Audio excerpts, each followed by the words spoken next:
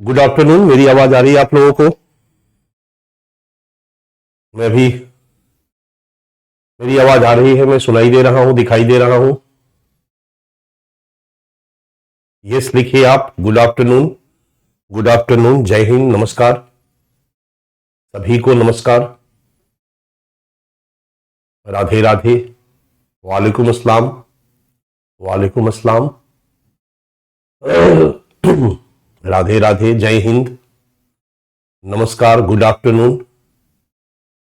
मेरी आवाज आ रही है आप लोगों को? ओके, ओके लिखकर भेजिए यदि सब कुछ ओके है तो। यदि सब कुछ ओके है तो आप ओके लिखकर भेजें। बच्चा पार्टी, बच्चा पार्टी, सभी लोग ओके लिखकर भेजो आप।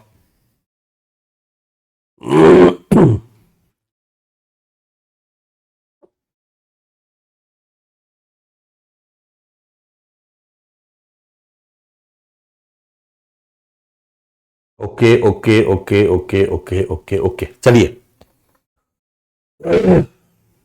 हम लोग क्लास शुरू करते हैं। आपके सामने स्क्रीन पर क्या दिख रहा है? आपके सामने स्क्रीन पर क्या दिख रहा है? हम लोग प्रीवियसली क्या पढ़े थे?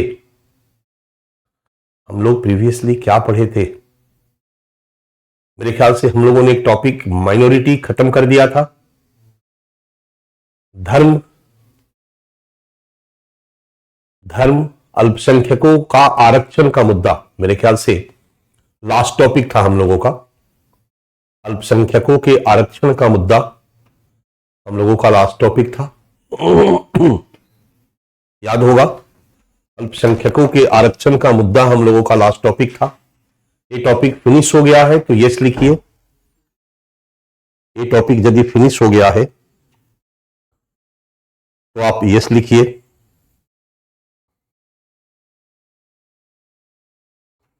ये टॉपिक यदि फिनिश हो गया है तो आप यस लिखिए।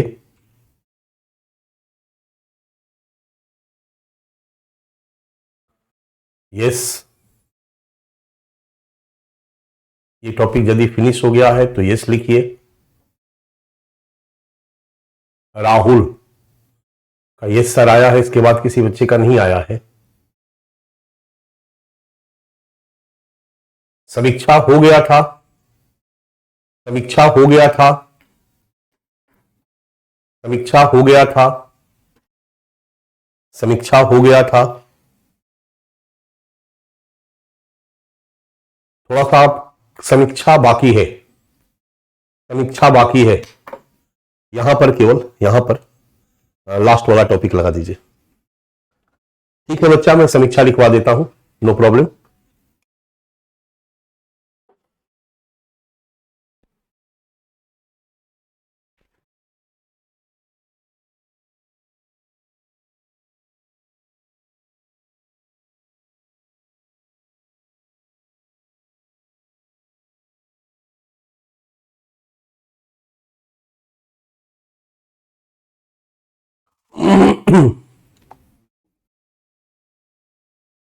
समीक्षा,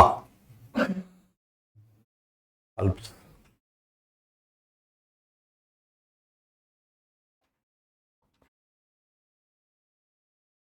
समीक्षा लिखना बाकी था यहीं पर, समीक्षा लिखना बाकी था।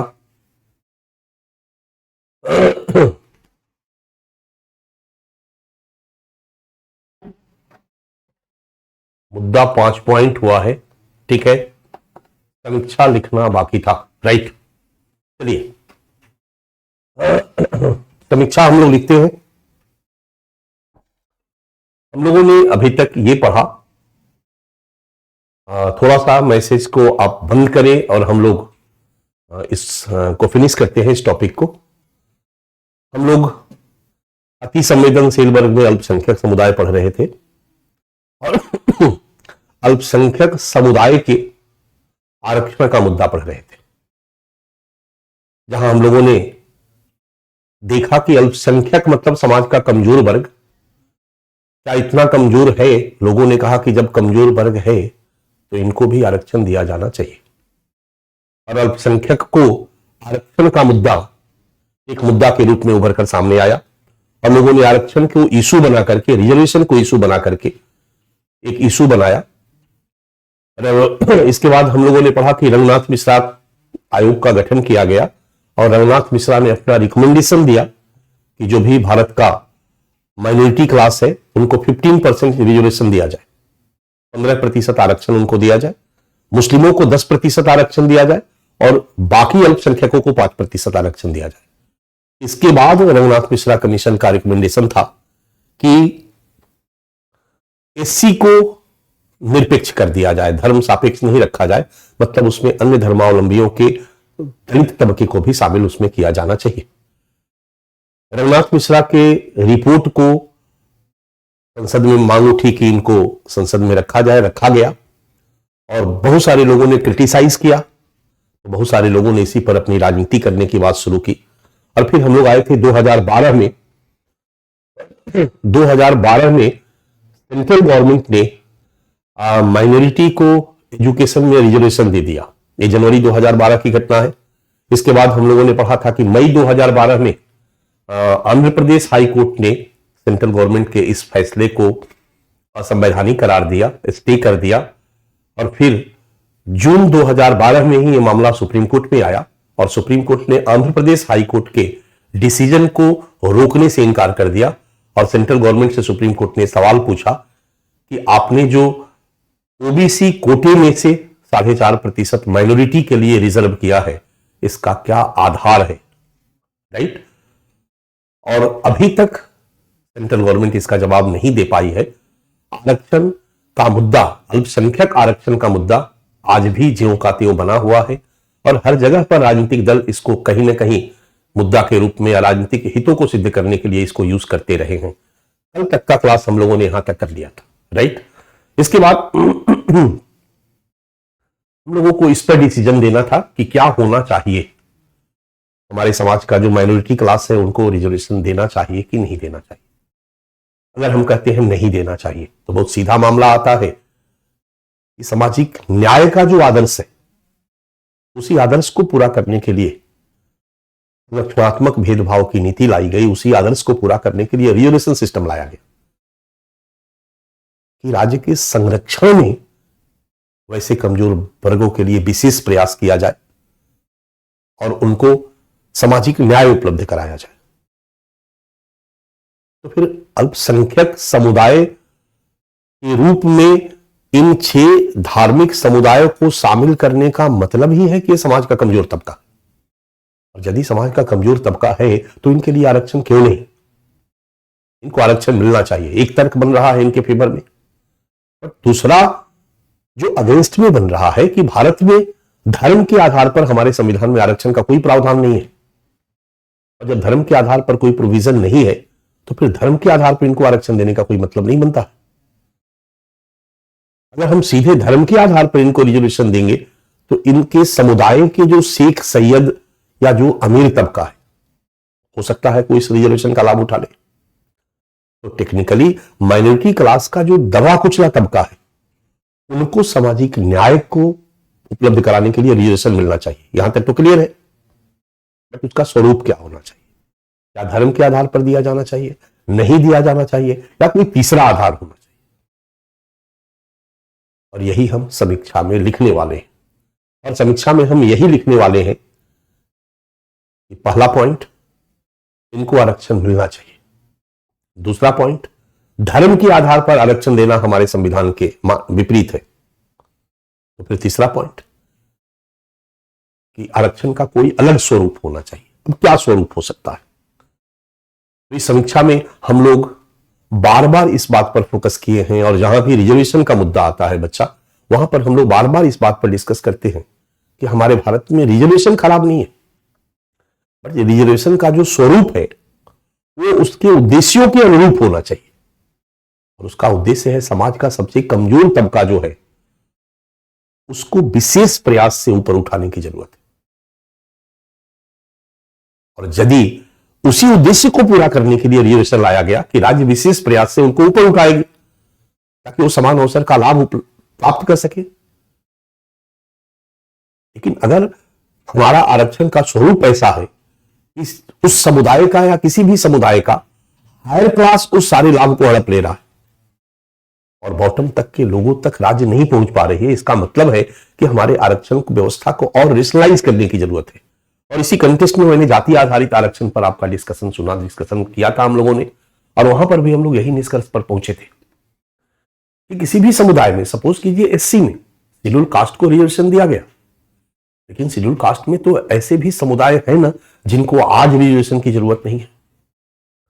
अगर अनुसूचित जाति के लिए 100 सीट किसी भी नौकरी में रिजर्व है और अनुसूचित जाति के 20% लोग ऐसे पोजीशन में हैं जिनके बच्चे कन्वेंट में पढ़ते हैं, जिनके मां बाप आईएएस हैं, जो टॉप क्लास के हैं, अब 20% लोग का मतलब है कि सैकड़ों लोग उसी वर्ग से रहेंगे जो टॉप पे पहुंच जाएंगे। और जो एससी का जो सबसे कमजोर तबका है, उनके बच्चे जो सरकारी स्कूल में पढ़ रहे हैं, उनके बच्चों को 100 सीट में से एक भी नहीं मिल पाएगी। एक आध मिले तो मिले, 100 सीट में से 95 सीट पर कब्जा एससी के टॉप के लोग हैं उनको मिल रहा है।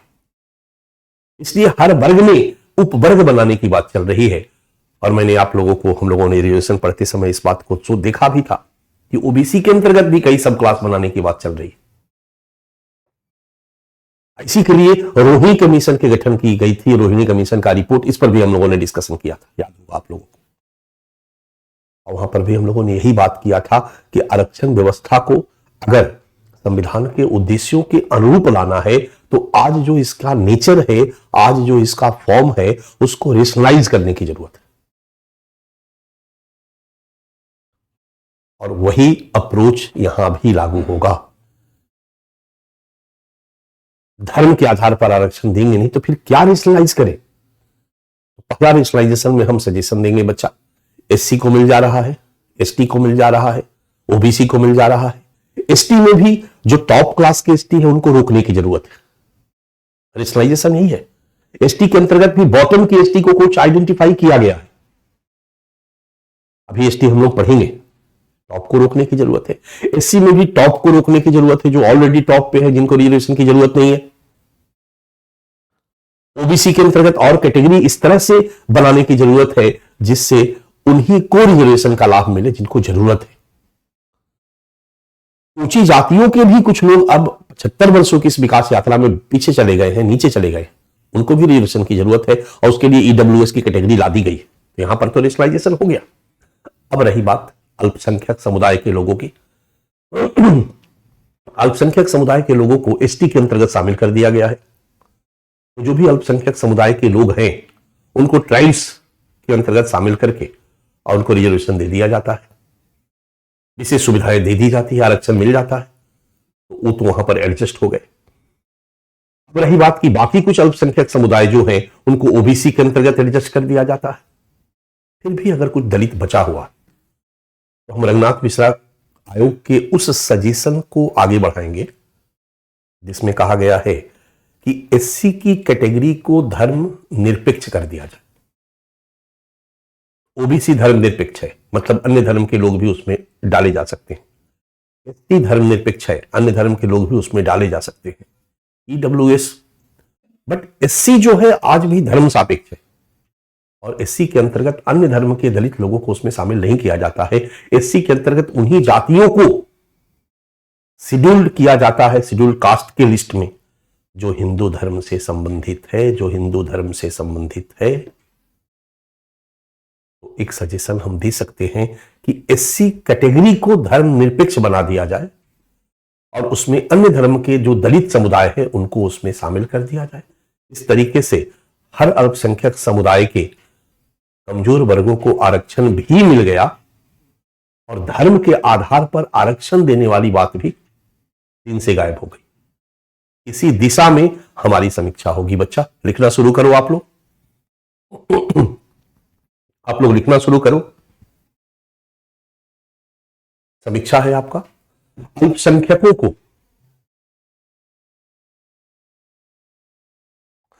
हेडिंग है आपका समीक्षा। मैंने समीक्षा का हेडिंग दिलवा दिया था, नीचे की तरफ एरो दीजिए और लिखिए अल्पसंख्यकों को आरक्षण देने के पीछे अल्पसंख्यकों को आरक्षण देने के पीछे या अन्य किसी समुदाय को आरक्षण देने के पीछे का आधार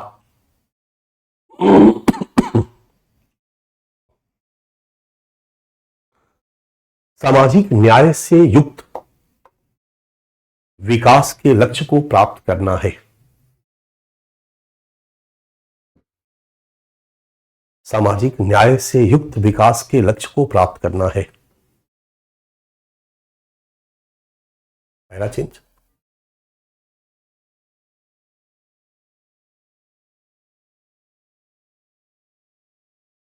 पहला चेंज कीजिए। लिखिए, भारतीय समाज में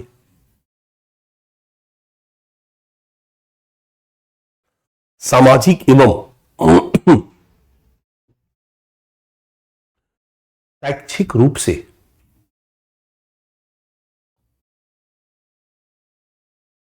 पिछड़ा कौन है? पिछड़ा कौन है? डैश डैश इसकी पहचान करने में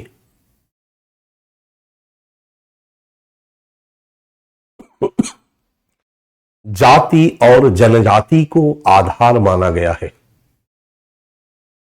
जाति और जनजाति को आधार माना गया है और इसी आधार पर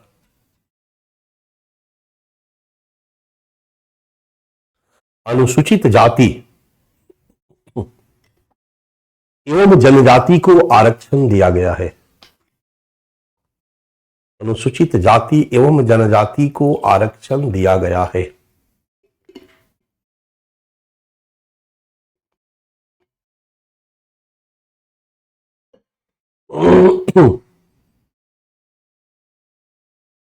पहला चेंज। चूंकि अनुसूचित जाति की श्रेणी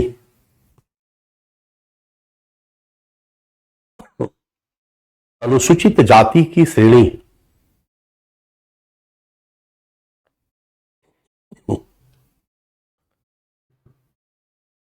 केवल हिंदू धर्म तक ही सीमित है। केवल हिंदू धर्म तक ही सीमित है। इसलिए अन्य धार्मिक समुदायों को ओबीसी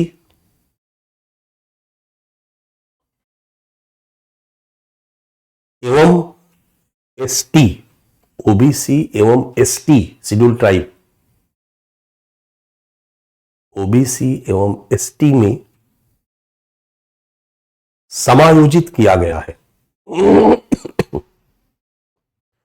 समायोजित किया गया है और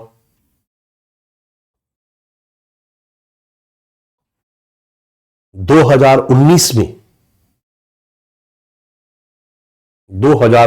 में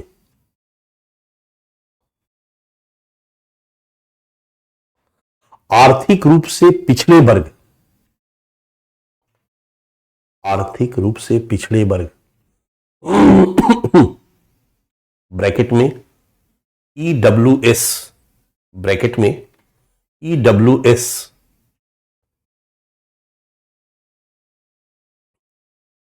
ब्रैकेट बंद, की एक अन्य श्रेणी बनाकर एक अन्य श्रेणी बनाकर उसमें भी इन्हें समायोजित करने का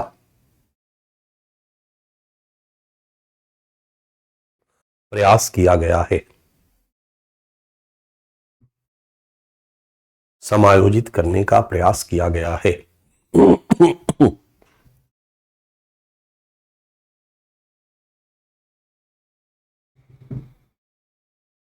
पहला चेंज।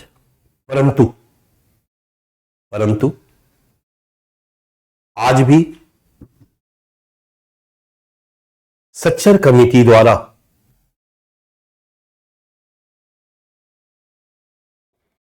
भारतीय मुस्लिमों को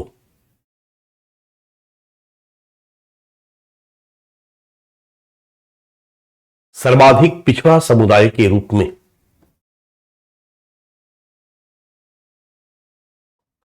चिन्हित करना फलतः धर्म के आधार पर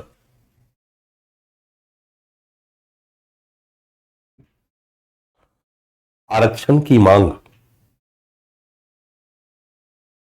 एक प्रमुख मुद्दा बना हुआ है। एक प्रमुख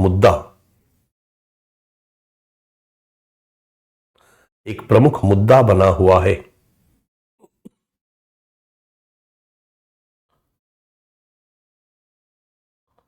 फुल स्टॉप। Para change. इस संदर्भ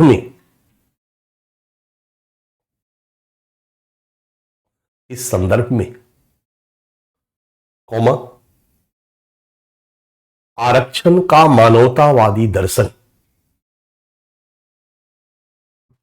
आरक्षण का मानवतावादी दर्शन सामाजिक न्याय है बच्चा, ध्यान रहे। इस संदर्भ में कॉमा आरक्षण का मानवतावादी दर्शन कॉमा भारतीय संविधान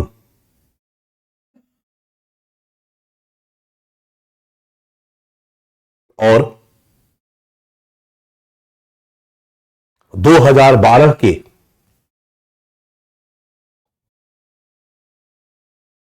सुप्रीम कोर्ट का निर्णय 2012 के सुप्रीम कोर्ट का निर्णय के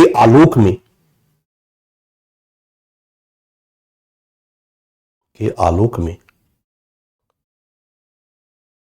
यह निष्कर्ष है कि डैश 1 नंबर पॉइंट भारत में धर्म के आधार पर आरक्षण असंवैधानिक है। भारत में पहला पॉइंट हमारा यही होगा, भारत में धर्म के आधार पर आरक्षण असंवैधानिक है। हम सेकंड पॉइंट लिखेंगे। सेकंड पॉइंट लिखिए, धर्म के आधार पर आरक्षण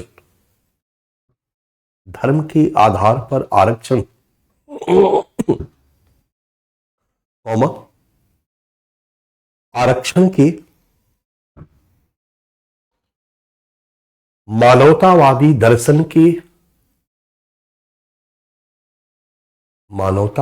दर्शन के अनुरूप भी नहीं है।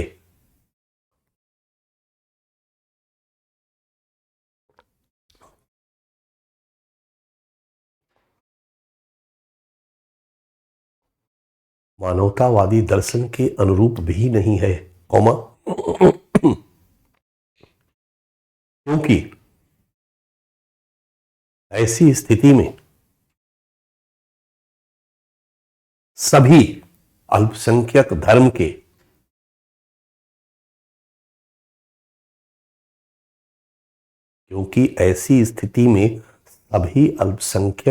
के अमीर वर्ग के लोग, सभी अल्पसंख्यक धर्म के अमीर वर्ग के लोग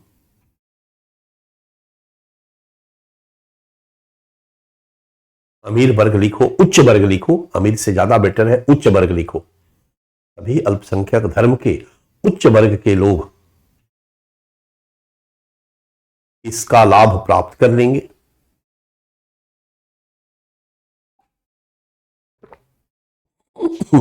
और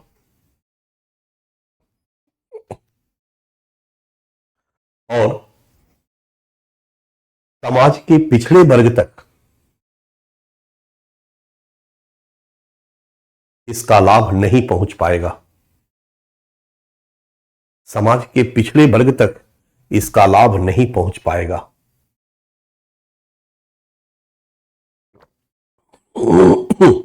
डैश इसलिए भी धर्म के आधार पर आरक्षण उचित नहीं है।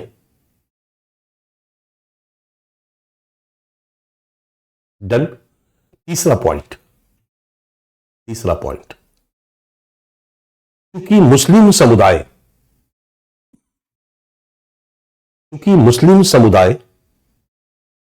अति पिछड़ा समुदाय है।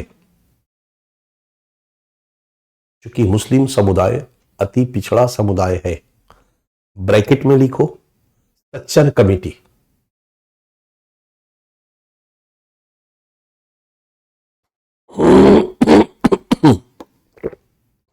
सच्चर कमेटी ब्रैकेट बंद। इसलिए अनुसूचित जाति ब्रैकेट में एससी, अनुसूचित जाति ब्रैकेट में एससी,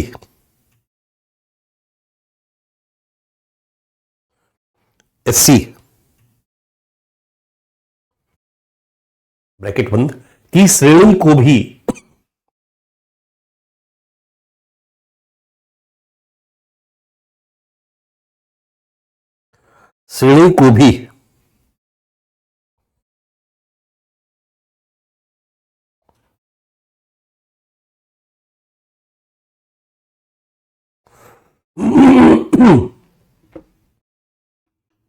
धर्मनिरपेक्ष बनाकर, एससी की श्रेणी को भी धर्मनिरपेक्ष बनाकर,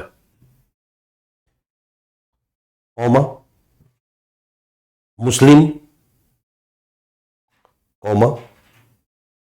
दलित ईसाई एवं अन्य अल्पसंख्यकों के अत्यधिक निचले पायदान पर स्थित लोगों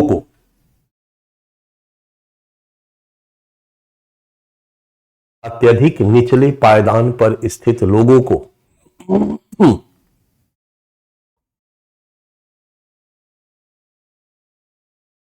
डैश इसके तहत आरक्षण दिया जा सकता है।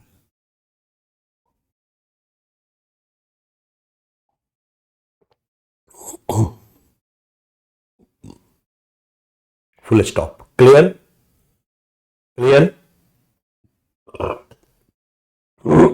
बच्चा, यही है आपकी समीक्षा। हम लोगों ने स्टैंड ले लिया कि हमें क्या करना है। हम धर्म के आधार पर आरक्षण नहीं देंगे, बहुत क्लियर है। और इसमें हमने 3 चीजों को डाला है, केवल हमने अपने विचार को नहीं दिया। हमने कहा कि यदि आरक्षण के मानवतावादी दर्शन को ध्यान में रख करके सोचा जाए तो धर्म के आधार पर आरक्षण नहीं दिया जाना चाहिए। दूसरा, अगर हम अपने भारत के संविधान की बात करें तो वो भी कहता है कि धर्म के आधार पर आरक्षण नहीं दिया जाना चाहिए। 2012 में इस संदर्भ में सुप्रीम कोर्ट का निर्णय, ये तीनों ही संदर्भ को मैंने आधार बना करके कंक्लूड किया, स्टैंड लिया कि धर्म के आधार पर आरक्षण नहीं दिया जाना चाहिए। बट फिर बात आती है कि अल्पसंख्यक का मतलब ही होता है पिछड़ा समुदाय, और पिछड़ा समुदाय का मतलब होता है कि अब उसको विशेष प्रयास की जरूरत है। आरक्षण व्यवस्था का दर्शन भी यही कहता है कि जो समाज में बॉटम में है उसको राज्य विशेष प्रयास से ऊपर उठाए ताकि वो समान अवसर का लाभ समुचित रूप से प्राप्त कर सके। और जब हम इस बात पर सोचते हैं तो लगता है कि नहीं भाई आरक्षण दिया जाए, तो फिर कैसे दिया जाए? तो निष्कर्ष निकल करके आता है और हम लोगों ने यही स्टैंड लिया कि आरक्षण व्यवस्था को थोड़ा और रेशनलाइज कर दिया जाए। ऑलरेडी SC ST है, EWS हो गया, OBC हो गया। इसमें से SC जो है वो ऑलरेडी OBC में हम लोगों ने एडजस्ट कर दिया है, SC के ST के अंतर्गत एडजस्ट कर दिया है। SC को भी अगर हमने धर्मनिरपेक्ष बना दिया और उसमें अन्य अल्पसंख्यक, दलित, ईसाई या अन्य अल्पसंख्यक के जो बॉटम के लोग हैं उनको उसके अंतर्गत रिजर्वेशन दे दिया तो फिर धर्म के आधार पर आरक्षण की मांग का कोई लॉजिक नहीं रहेगा और अल्पसंख्यक समुदाय के बॉटम के तबकों को आरक्षण भी मिल जाएगा। तो ये एक उपाय किया जा सकता है, यही हमारा इस पर स्टैंड होगा बच्चा, और अभी तक यही आप लोगों का स्टैंड होगा। अभी भी सुप्रीम कोर्ट का अप्रोच जो है वो यही है और इसी को लेकर के हम लोग इस पर आंसर राइट करेंगे। डन। चलिए अब हम लोग नेक्स्ट टॉपिक पे जाते हैं जो आपके सामने लिखा हुआ है। ध्यान रखिए, नेक्स्ट टॉपिक पे जाते हैं। ये टॉपिक आपका फिनिश हो गया बच्चा, क्लियर है? ये टॉपिक आपका फिनिश हो गया। माइनॉरिटी अति संवेदनशील वर्ग, वल्नरेबल सेक्शन, कमजोर वर्ग के रूप में माइनॉरिटी या अल्पसंख्यक को हम लोगों ने लगभग सभी डायमेंशन को टच कर लिया और लगभग हमने कोशिश की कि कुछ भी अब इसमें बाहर से ना आ पाए। राइट? एक बच्चे ने लिखा कि हम लोगों को तो आरक्षण नहीं मिला। रिजर्वेशन मिला ना बच्चा, ओबीसी के अंतर्गत मिल जाएगा। एससी को भी हमने कहा कि एससी के अंतर्गत भी दे दिया जाए, क्योंकि माइनॉरिटी क्लास में जो दलित तबका है वहां पर हम उनको एडजस्ट कर सकते हैं। तो जो हमारा संविधान का आदर्श है उसके पीछे की जो सोच रही है वो भी पूरा हो गया और आरक्षण भी मिल गया। और अगर हम फ्लैट धर्म के आधार पर आरक्षण देंगे तो हो सकता है सिख, मुस्लिमों की बात अगर मैं करूं तो शेख, सैयद, कई लोग उसका लाभ ले सकते हैं। फिर हर धर्म के आधार पर देना पड़ेगा। अगर हम कह दें कि अल्पसंख्यकों के लिए 5% रिजर्व सपोज करो और हम उसको अलग अलग न करें तो फिर समस्या आएगी कि मुस्लिम, सिख, बौद्ध, जैन, ईसाई, पारसी। अब इसमें बौद्ध, जैन काफी डेवलप है, सिख भी काफी डेवलप है, मुस्लिम को एक भी सीट नहीं मिल पाएगा। 100 सीट रिजर्व है कहीं पर अल्पसंख्यक के नाम पर, तो सारा का सारा लाभ उन अल्पसंख्यक समुदाय के लोग लेके जाएंगे जो पहले से रिच है। मुस्लिम में भी जो पहले से रिच है वो लेके चले जाएंगे कुछ बचा तो हम इस आधार पर रिजर्वेशन देने के बजाय उनको हम आरक्षण व्यवस्था को रेशनलाइज करके उनको एडजस्ट करें तो उनको रिजर्वेशन भी मिल गया और ऐसी कोई नौबत भी नहीं आई। ठीक है? और सबसे बड़ी चीज हमेशा ध्यान में रखो कि हम लोगों को जब भी लिखा जाना चाहिए तो अपने गवर्नमेंट अप्रोच नहीं, हमारे संविधान के आदर्श के, हमारे संविधान के अप्रोच के तहत ही हमें आंसर लिखना है। हम ब्यूरोक्रेसी के पार्ट होने जा रहे हैं, मतलब हम नहीं, आप लोग कोई स्वतंत्र विचारक नहीं हो, आप लोग किसी पार्टी के विरोधी दल के नेता नहीं हो कि कुछ भी कहो। ठीक है? तो हमेशा आपका आंसर आपके संविधान के अकॉर्डिंगली होना चाहिए। अगर आप यूपीएससी की तैयारी नहीं कर रहे हो, यूपीएससी का आंसर राइट नहीं कर रहे हो, तो आप स्वतंत्र हो अपने मन के उद्गार को, अपने मन के विचार को लिखने के लिए। बट हमेशा ध्यान में रखो कि यहां पर आपको उसी को केंद्र में रख करके लिखना है। और मैंने बार बार बताया है, पहले भी बताया है कि एक ब्यूरोक्रेट्स को फ्लेक्सिबल होना चाहिए। कभी भी एक ब्यूरोक्रेट से अपेक्षा नहीं की जाती है कि वो किसी आइडियोलॉजी से बायस्ड हो, वो किसी आइडियोलॉजी के प्रति रिजिड हो। ब्यूरोक्रेट्स का मतलब हुआ कि कांग्रेस की सरकार है तो कांग्रेसी बन के काम कर रहा हो, बीजेपी की सरकार है तो भाजपाई बन के काम कर रहा हो, कम्युनिस्ट की सरकार है तो उसके साथ भी एडजस्ट कर गया। क्योंकि अगर ब्यूरोक्रेसी में जो लोग हैं उनकी अपनी आइडियोलॉजी हो और वो अपनी आइडियोलॉजी पे रिजिड हो, किसी आइडियोलॉजी से इन्फ्लुएंस हो, रिजिड हो, तो मान लो कि एक कम्युनिस्ट आइडियोलॉजी का व्यक्ति आईएएस बन जाता है, तब तो फिर कांग्रेस और बीजेपी के साथ वो काम ही नहीं कर पाएगा।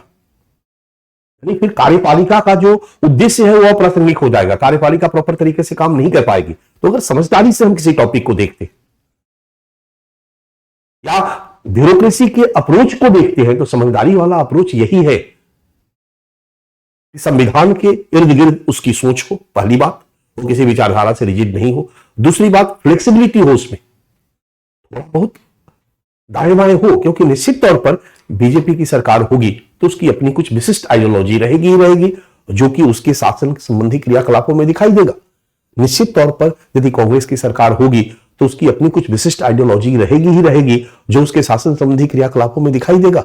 निश्चित तौर पर यदि कम्युनिस्ट की सरकार होगी तो उनमें भी वो आइडियोलॉजी रहेगी ही रहेगी, जो उनके शासन संबंधी क्रियाकलापों में दिखाई देगा।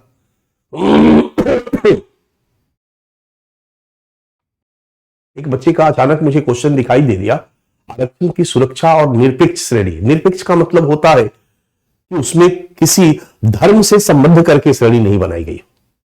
एससी की जो कैटेगरी है बच्चा, वो हिंदू धर्म से संबंधित करके बनाई गई। शुरू में जब हो रहा था तो उसी समय ये चल रहा था। भारत मूलतः एक जाति समाज था, इसलिए मान लिया गया कि सामाजिक और शैक्षिक रूप से जाति आधार पर जो पिछड़ा है उसको दे दिया जाए, एसटी को दे दिया जाए। फिर कालांतर में ओबीसी आया, तो जाति समाज हिंदू समाज ही रहा, उसी को आधार बना दिया गया। शुरुआती दिनों में इस तरह की कहीं भी अल्पसंख्यक के नाम पर आरक्षण का ना कोई मांग था, ना कोई इस तरह का बहुत बड़ा मुद्दा था। ये मुद्दा हाल के वर्षों में रिलीजियस फंडामेंटलिज्म, धर्म का राजनीतिकरण आदि आदि के कारण उभर कर सामने आया। तो निश्चित तौर पर उनके पिछड़े समुदाय के लोगों को सामाजिक न्याय मिलना चाहिए, बट उसका आधार क्या होना चाहिए? क्योंकि माइनॉरिटी हम लोग बिल्कुल कंसेप्ट क्लियर है। जैन को धर्म अल्पसंख्यक में शामिल किया गया, सिखों को अल्पसंख्यक में शामिल किया गया। क्योंकि अगर आज भारत की बात करें तो भारत में सिख, दिल्ली में या किसी भी शहर में क्या आपने किसी सिख को रिक्शा चलाते हुए देखा है? आपने क्या कहीं पर भी किसी सिख को मजदूरी करते हुए देखा है? तो नो डाउट ये कहने में जरा सा भी हिचकिचाहट नहीं है कि सिख भारतीय समाज का एक आर्थिक रूप से सशक्त तबका है। अन्य समुदायों की तुलना में हम कह सकते हैं कि अन्य समुदायों की तुलना में इकोनॉमिकली वो एक मजबूत तबका है, सशक्त तबका है। पारसी सशक्त तबका है, जैन सशक्त तबका है, बट इनकी समस्याएं कई अन्य संदर्भों में हो सकती है। जरूरी नहीं है कि आर्थिक ही हो। और हमारे संविधान में इनके लिए विशेष ध्यान देने के लिए बात इसलिए कही गई थी कि एक बहुसंख्यक समाज में कहीं अल्पसंख्यक प्रताड़ित न हो सकता है वो सामाजिक शैक्षिक रूप से पिछड़ेपन के कारण प्रताड़ित नहीं हो, लेकिन संख्या में कमी के कारण प्रताड़ित हो सकता है, सांप्रदायिकता का शिकार हो सकता है।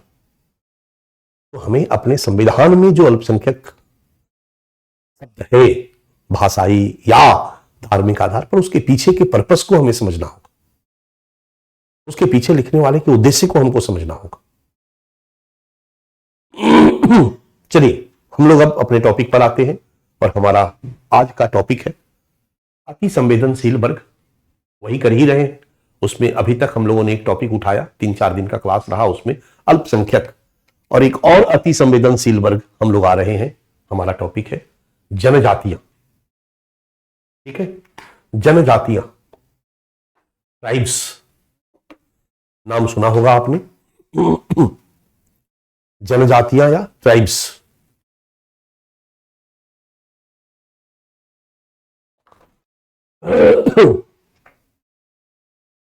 शुरू करें। ट्राइब्स सुना है आपने नाम, जनजातियां सुना है आपने नाम।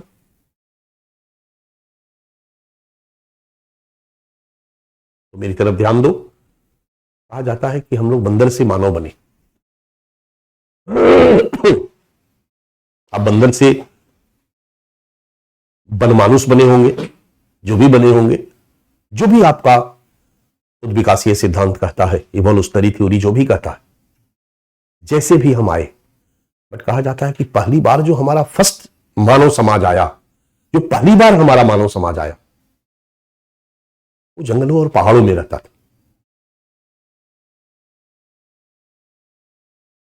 खाद्य संकलन और शिकार उसकी मेन इकोनॉमी थी। खाद्य संग्रहण कर लेता था, फल फूल तोड़ लेता था, शिकार कर लेता था, यही उनकी मुख्य अर्थव्यवस्था थी। घुमक्कड़ जिंदगी थी उनकी, खानाबदोशी जिंदगी थी उनकी, अस्थायी नहीं रहते थे, और ये घुमक्कड़ जिंदगी के साथ अपनी इकोनॉमी को चलाते थे। 10-20 लोगों के झुंड के रूप में घूमते फिरते रहते थे, चारों तरफ जंगल और पहाड़ था, उसी से अपना जरूरत पूरा करते थे। यही मानव समाज का प्रारंभिक रूप था। हम लोगों ने अभी तक यही पढ़ा है। धीरे धीरे हम लोगों ने खेती करनी सीख ली, बट हम लोग घुमक्कड़ जिंदगी के साथ खेती करते रहे, इसलिए ऐसे खेती को हम अस्थायी खेती या झूम खेती कहते हैं। इसको झूम खेती। फिर धीरे धीरे हमारे पास हथियार औजार और विकसित हो गए, और हमने और ढेर सारे जंगलों को काट डाला, और ढेर सारे जंगलों को काट करके ढेर सारा खेत बना दिया। और जब हमारे पास ढेर सारा खेत हो गया, अब हो गया कि अब घूम करके खाद्य संकलन की और शिकार की जरूरत नहीं है। अब हम अपने खेतों से ही पर्याप्त उपज कर सकते हैं और अपनी जरूरतों को पूरा कर सकते हैं। फिर क्या था, हम लोगों ने अपने खेतों के अगल बगल घर बना करके रहना शुरू किया। और जब खेतों के अगल बगल घर बना करके रहना शुरू किया तो हमारा जीवन में अस्थायित्व आया, हमारे कृषि कार्य में अस्थायित्व आया, और इसी अर्थव्यवस्था को हम कहते हैं कृषि अर्थव्यवस्था। और यहीं से हमारा ग्रामीण समाज का विकास होता है। ग्रामीण समाज, कृषक समाज, औद्योगिक समाज, नगरीय समाज, इस तरह से मानव समाज का उद्विकास होता रहा। जब हम लोगों ने भारतीय समाज को पढ़ा था, याद होगा आपको, तो मैंने भारतीय समाज को भी 3 कैटेगरी में कैटेगराइज किया था। आज भी भारत में कुछ लोग हैं जो जंगलों और पहाड़ों में रहते हैं और ये उद्विकास क्रम में सबसे पीछे हैं। इसको जनजातीय समाज, ग्रामीण समाज, कृषक समाज, और नगरीय समाज या औद्योगिक समाज। भारतीय समाज मतलब ये 3 कैटेगरी भारतीय समाज की है, और तीनों का रीति रिवाज, प्रथा, परंपरा, सारी चीजें अलग अलग है, तीनों में अंतर है। मानव समाज के उद्विकास क्रम में यही जो जंगलों और पहाड़ों में घुमक्कड़ जिंदगी जीने वाला समुदाय है, खेती करने वाला नहीं, कृषि अर्थव्यवस्था वाला नहीं, अस्थायी जीवन जीने वाला नहीं, जंगलों और पहाड़ों में रहने वाला, खाद्य संकलन और शिकार करने वाला, या थोड़ा बहुत खेती, खेती इनकी मुख्य व्यवसाय नहीं है, पेशा नहीं है, इसी को आदिम जाति कहा गया, इसी को प्रारंभिक मानव समाज कहा गया, इसी को आदिवासी कहा गया। राइट, इसी को आदिवासी कहा गया, इसी को अंग्रेजी में ट्राइब्स कहा गया, अंग्रेजी में ट्राइब्स कहा गया, और इसी को हिंदी में जनजाति कहा गया। आदिवासी, आदिम जाति, जनजाति, यानी जनजाति, आदिवासी, आदिम जाति का जो जनरल डिफिनेशन है, वो जनरल डिफिनेशन यही कहता है कि मानव समाज के उद्विकास क्रम में जो सबसे पिछड़ा समुदाय हो, जो प्रायः जंगलों और पहाड़ों में रहता, इसकी मुख्य अर्थव्यवस्था वन हो, वनोत्पाद ही उसकी मेन इकोनॉमी हो, मतलब खाद्य संकलन, शिकार, अन्य वनोत्पाद, ऐसे समूह को हम जनजाति कहते हैं, ऐसे ही समूह को हम आदिम जाति कहते हैं, ऐसे ही समूह को हम आदिवासी कहते हैं। फिर धीरे धीरे इस पर लोगों ने लिखना शुरू किया। इसका अध्ययन सबसे पहले एक जिस विषय में शुरू हुआ आधुनिक संदर्भ में, उस विषय को हम एंथ्रोपोलॉजी कहते हैं। जो एंथ्रोपोलॉजी विषय है बच्चा, जो मानव शास्त्र है, उसने पहली बार जनजातीय समुदाय का विश्लेषण करना शुरू किया, जनजातियों का विश्लेषण करना शुरू किया। और उनकी रुचि जो थी एंथ्रोपोलॉजी की, वो जनजातीय संस्कृति में थी। उनकी शादी ब्याह, रीति रिवाज, प्रथा, परंपरा एक अलग टाइप का था, पूरी तरह से नेचर के इर्द गिर्द था, नेचर के सबसे ज्यादा नजदीक थे वो। Is called tribes. जब ट्राइब्स का डिफिनीशन बना, वैश्विक स्तर पर की बात मैं कर रहा हूं, पूरे विश्व के स्तर पर जब जनजातियों का परिभाषा बना, तो फिर कहा गया कि जनजातियां मानव समाज के उद्विकास क्रम में वो सबसे पिछड़ा समुदाय है जो प्रायः जंगलों और पहाड़ों में रहती है, जिनकी इकोनॉमी खाद्य संकलन और शिकार है, जिनकी अपनी एक विशिष्ट संस्कृति होती है। अब उनका एक अपना विशिष्ट संस्कृति होती है, जिनका एक विशिष्ट नाम होता है, गारो, खासी, नागा, कुकी, जिनका एक नाम होता है। फिर और लक्षण इसमें जोड़ते गए जो प्रायः अंतर्विवाही होती है, यानी नागा की शादी नागा में ही होगी, कुकी की शादी कुकी में ही होगी। इसी समुदाय को हम जनजाति कहते हैं। इस तरह से जनजाति समुदाय का परिभाषा में और लक्षण जुड़ते चले गए, जुड़ते चले गए, जुड़ते चले गए, और इन्हीं को ट्राइब्स कहा गया। यूरोप जब उद्विकास क्रम में सबसे टॉप पे पहुंच गया, औद्योगिक समाज, नगरीय समाज, आधुनिक समाज, और जब आधुनिक संदर्भ में इन लोगों ने समाज का अध्ययन करना शुरू किया, तो इनके अध्ययन के फ्रेम में जंगलों और पहाड़ों में रहने वाले, अलग थलग रहने वाले उस लोगों को का अध्ययन करने में इनकी रुचि बढ़ी, क्योंकि इनके फ्रेम में उनको सबसे पिछड़ा शुरू वाला मानव माना गया। मानव समाज के उद्विकास क्रम में जब पशु से मानव के रूप में हम आए, तो जो शुरू वाला मानव समाज था वो जनजातीय समाज था। ये जनजातियां शुरू वाले प्रारंभिक मानवों को परिलक्षित करती है, इसलिए मानव शास्त्रियों की रुचि ऐसे मानवों के अध्ययन में थी। इसलिए ये उनके क्षेत्र में गए, उनका संस्कृति का अध्ययन किया, उनका अध्ययन शुरू हुआ। फिर अलग अलग देश में उनके लिए विकास कार्यक्रम भी चलाए गए। धीरे धीरे उनका समाज मुख्य समाज से संपर्क हुआ, अन्य समाज से संपर्क हुआ। उनके ऊपर भी आधुनिक समाज का या अन्य समाज के जीवन शैली का प्रभाव पड़ा। वो भी पैंट शर्ट पहनने लगे, उनकी जीवन शैली में ही बदलाव आया। कुछ बदले, कुछ अभी भी पिछड़े हुए माने जा रहे हैं, अभी भी परंपरागत जिंदगी जी रहे हैं। अगर विश्व के विभिन्न महादेशों की बात करें तो अफ्रीका में सबसे ज्यादा इस तरह के, चूंकि जंगल ज्यादा है अफ्रीका में, तो अफ्रीका के जंगलों में इस तरह के समुदाय के लोगों की संख्या सबसे ज्यादा है। यही है बच्चा जनजातीय समुदाय।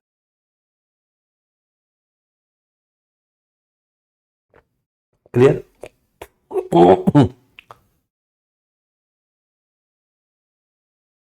जब हमारा देश आजाद हुआ तो भारत में भी पाया गया कि जंगलों और पहाड़ों में रहने वाले कुछ ऐसे लोग हैं अभी भी। जब हमारा देश आजाद हुआ तो भारत की अधिकांश आबादी गांवों में रहती थी, और भारत की अधिकांश आबादी की इकोनॉमी एग्रीकल्चर थी, यानी कृषक समाज, ग्रामीण समाज ही भारतीय समाज था। बट अंग्रेजी शासनकाल में औद्योगिकरण की शुरुआत हो चुकी थी, नगरीकरण शुरू हो चुका था। आजादी के बाद 1948 की औद्योगिकरण की नीति बनाई गई, औद्योगिकरण पर बल दिया गया। सेकेंड 5 ईयर प्लान में औद्योगिकरण पर विशेष बल दिया गया। हम लोग पढ़ चुके हैं, भारत में औद्योगिकरण तेज हुआ, और फिर औद्योगिक समाज और नगरीय समाज भी एक भारतीय समाज के प्रमुख पक्ष के रूप में उभर कर सामने आया। और इस तरीके से आजादी के समय तक हमने भारतीय समाज को 3 भागों में बटा हुआ पाया।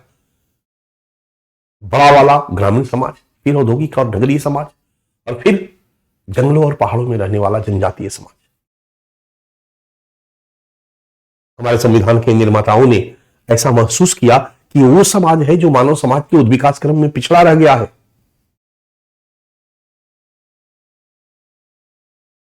इसलिए जब हमारे संविधान में सामाजिक न्याय के आदर्श को स्थापित किया गया, जब हमारे संविधान में सामाजिक न्याय के आदर्श को स्वीकार किया गया, जब हमारे संविधान में सामाजिक न्याय से युक्त विकास पर बल दिया गया, और इसके लिए संरचनात्मक भेदभाव की नीति को स्वीकार किया गया, तो ऐसा महसूस किया गया कि जनजातियों को भी विशेष सुरक्षा की जरूरत है। इससे जनजातियों को भी एक कमजोर तबका, एक वीकर सेक्शन, एक अति संवेदनशील वर्ग के रूप में स्वीकार किया गया। और हमारी सरकार द्वारा सामाजिक न्याय इन्हें उपलब्ध कराने के लिए, सामाजिक न्याय से युक्त विकास के लक्ष्य को प्राप्त करने के लिए, इनके लिए ढेर सारा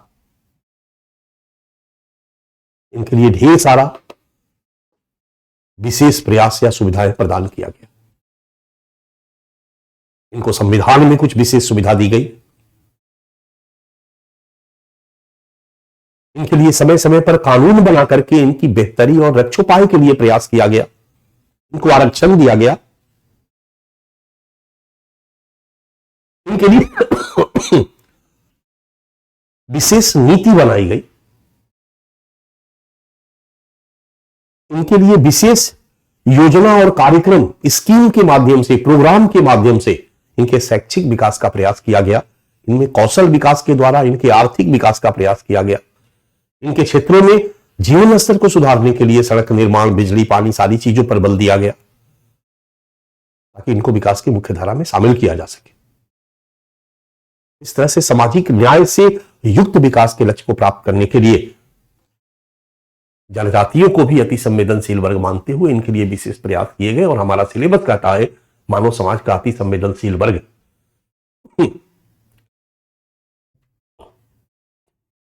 उनके लिए केंद्र और राज्य सरकार द्वारा चलाई जाने वाली विकास योजनाएं और कार्यक्रम, और उनके बेहतरी और रक्षोपाय के लिए संवैधानिक, वैधानिक, योजनागत, निकायगत आदि आदि प्रयास। जैसे हम लोगों ने अल्पसंख्यक को पढ़ा, उसी तरीके से हम लोग अब एसटी को पढ़ने जा रहे हैं। ठीक है।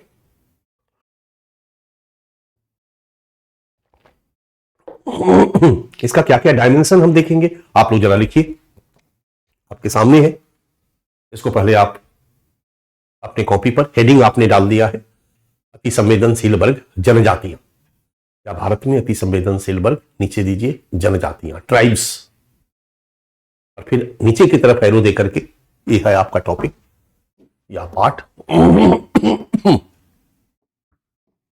ठीक है। हमने कुछ डायमेंशन खींच रखे हैं। एक डायमेंशन है अर्थ, स्वरूप एवं वितरण। दूसरा डायमेंशन है भारतीय जनजातियों की समस्याएं या अति संवेदनशीलता का स्वरूप। तीसरा डायमेंशन हमने इसी के साथ जोड़ दिया, कारण, इनकी समस्याओं का कारण। हमने चौथा डायमेंशन दिया जो असली है आपका सिलेबस, स्टार बना सकते हैं हम लोग। ये आपके डिमांड में नहीं है सारी चीजें, बट एक पृष्ठभूमि के रूप में हमें पढ़ना है। आपका जो सिलेबस कह रहा है यूपीएससी, सामाजिक न्याय वाले सेक्शन में इसको रखा गया है। हालांकि इंडियन सोसाइटी में भी सवाल इस पर ढेर सारा, 4 सवाल 2013 से अभी तक पूछा गया है बच्चा। और ध्यान रखना कि सामाजिक न्याय वाला भी सवाल वहां से पूछा जा रहा है। तो इनके रक्षोपाय हेतु, इनकी समस्या के समाधान हेतु किए गए संवैधानिक एवं वैधानिक प्रयास, और इनका मूल्यांकन कर लेंगे, सुझाव दे देंगे। एक डायमेंशन हमारा हो गया। ई, इनके लिए नीतिगत प्रयास और इसकी समीक्षा और सुझाव हमने एक टॉपिक बनाकर कर दिया है। ई के बाद एफ, भारतीय जनजातियों के लिए योजनागत प्रयास, विभिन्न विकास योजनाएं, कार्यक्रम आदि आदि, उसका एक रूपरेखा हम लोग देखेंगे और योजनागत प्रयास का फाइनली समीक्षा और सुझाव कर देंगे। और फिर इससे जुड़े हुए कुछ यदि समसामयिक मुद्दे हैं तो उसको भी हम लोग देख लेंगे। डन।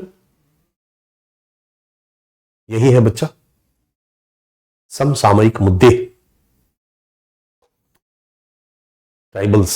आप लिखिए जरा सा, मैं साइड हो जा रहा हूं, आप लोग पहले इसको नोट डाउन कर लीजिए।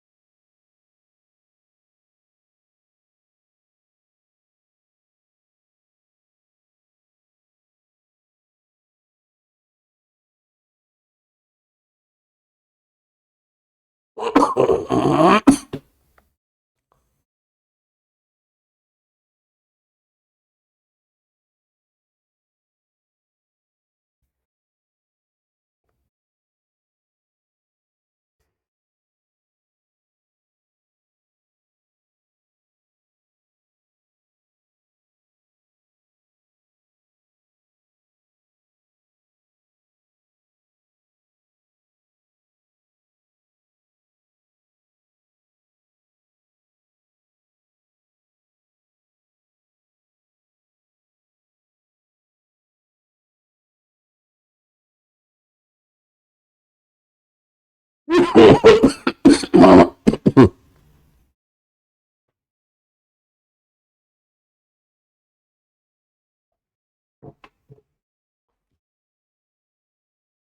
लिख लिया?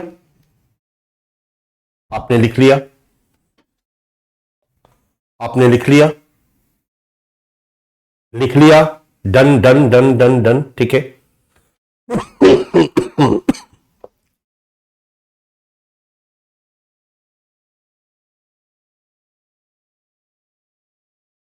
चलिए बच्चा, हम लोगों का डायमेंशन क्या होगा मैंने यहां पर दिखा दिया है। अब हम लोग एक एक करके एक एक टॉपिक उठाता शुरू करते हैं। और सबसे पहले हम लोग का जो टॉपिक है वो एक हेडिंग डालिए, आपके सामने है स्क्रीन पर। भारत में, ये आपका टॉपिक है।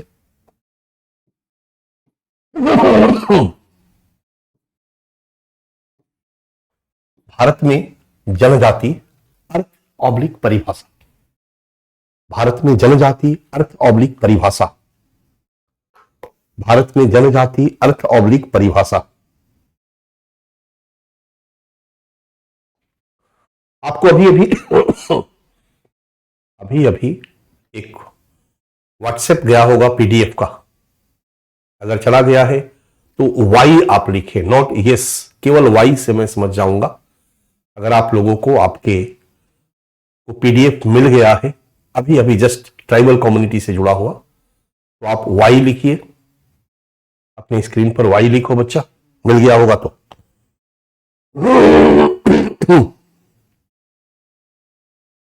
वाई लिखिए।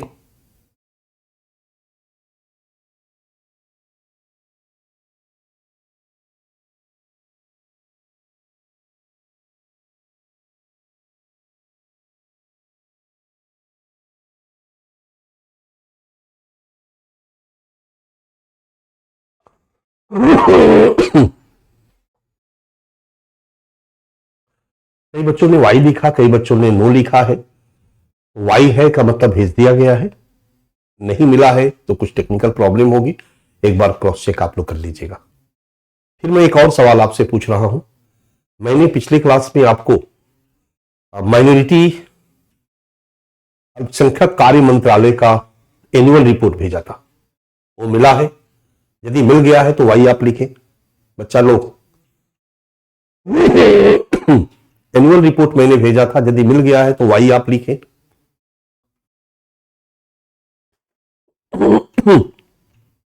यदि मिल गया है तो आप वाई लिखें। यदि मिल गया है तो आप वाई लिखें। यदि मिल गया है तो आप वाई लिखें। मिल गया है वाई, सारे लोगों को मिल गया है। चलिए, एनुअल रिपोर्ट यानी माइनॉरिटी वाला सेक्शन लगभग सारा मैटर आपके पास है। वहां आप गरीब नहीं है, वहां आप समृद्ध है, अमीर है।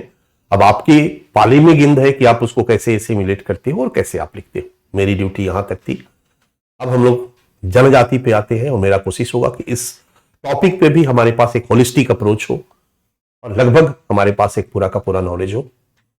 सबसे पहले हम लोग कुछ खांसी की प्रॉब्लम हो रही है।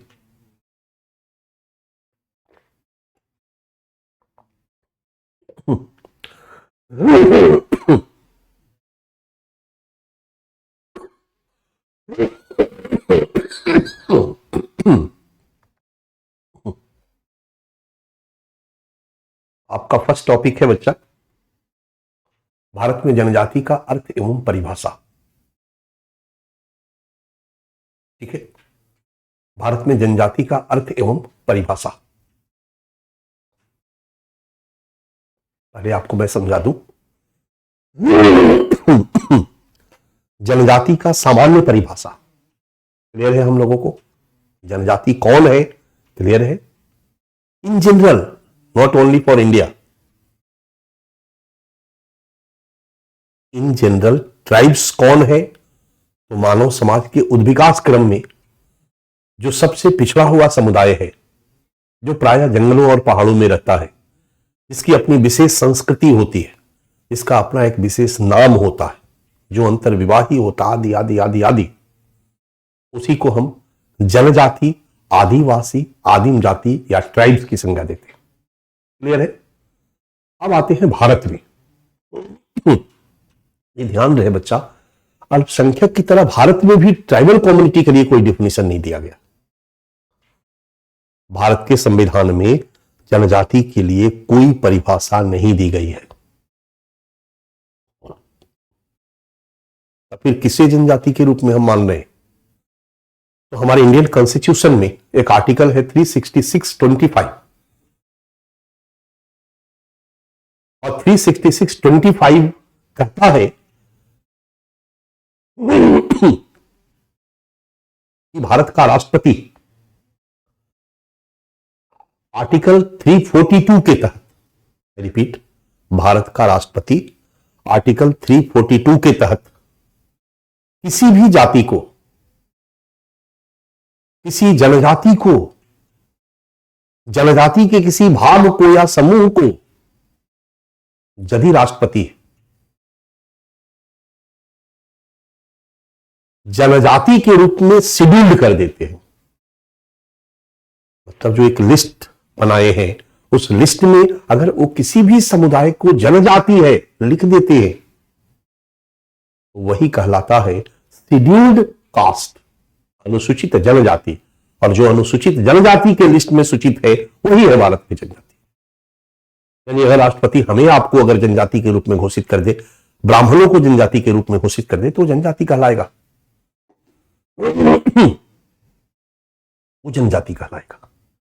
और यही हमारे संविधान में इस तरह की स्पष्ट परिभाषा नहीं होने के कारण बहुत सारे समुदाय के लोग अपने को जनजाति होने का दावा करते हैं और सरकार को प्रेशराइज करते हैं कि उन्हें जनजाति के रूप में शेड्यूल्ड किया जाए, उन्हें जनजाति का दर्जा दिया जाए।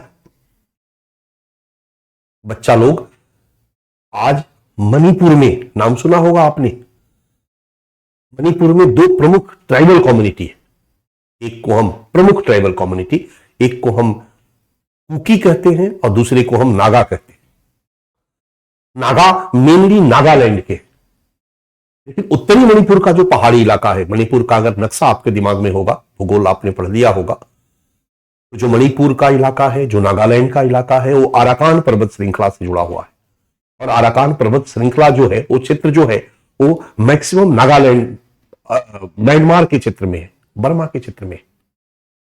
70% अराकान पर्वत situated in Myanmar and 30% in India. और इंडिया में किस स्टेट में? तो अरुणाचल के नीचे से चले जाओ, अगर आपके दिमाग में अरुणाचल प्रदेश का मैप है, तो अरुणाचल प्रदेश के मैप में जो अरुणाचल प्रदेश का पूर्वी इलाका है बच्चा, पूर्वी इलाका में नीचे की तरफ जैसे घोड़ा का मुंह होता है, उस तरह से नीचे की तरफ झुका हुआ है। और नीचे में 2 जिले हैं, एक जिला का नाम है तिरप और दूसरे जिला का नाम है ओगलांग। इन दोनों जिलों में नागा कम्युनिटी के लोग रहते हैं। इसके बाद चले आओ तो पूरा का पूरा नागालैंड में नागा जनजाति के लोग रहते हैं। और फिर नीचे में चले आओ तो नागालैंड के साउथ में मणिपुर सटता है, और मणिपुर का जो उत्तरी पहाड़ी इलाका है नागालैंड से सटा हुआ, वहां पर भी नागा जनजाति के लोग रहते हैं। बाकी और वहां मणिपुर की पहाड़ियों पर कुकी जनजाति के लोग रहते हैं, राइट। मणिपुर के साउथ में चले आओगे तो लगभग 30% area of Manipur, I repeat, approx 30% area of Manipur जो है वो वैली एरिया है, घाटी एरिया है, दक्षिणी मणिपुर का एरिया। उस घाटी में, यानी मैदान टाइप का हो गया, घाटी टाइप का हो गया, उस घाटी में एक कम्युनिटी होती है जिसको हम मेतेई कहते हैं, राइट। और मेतेई 60 के दशक से ही हिंसक संघर्ष छिड़े हुए है कि हमें जनजाति का दर्जा दिया जाए, हमें जनजाति का दर्जा दिया जाए, हमें जनजाति का दर्जा दिया जाए, क्योंकि वो काफी विकसित है। फिर से बातें वही आ रही है कि अगर हमारे संविधान में इनकी स्पष्ट परिभाषा होती तो फिर इस तरह की समस्या उभर कर सामने नहीं आती।